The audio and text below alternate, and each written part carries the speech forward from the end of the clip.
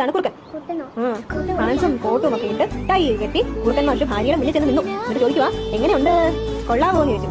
അങ്ങനെ ഒരു വേഷം ആദ്യമായിട്ട് കാണുകയാണ് കുറുക്കത്തി. പട്ടണത്തിലെ മാഷുമാർക്ക് ഇങ്ങനെയാ. കുറുക്കൻ ചേട്ടൻ പറഞ്ഞു.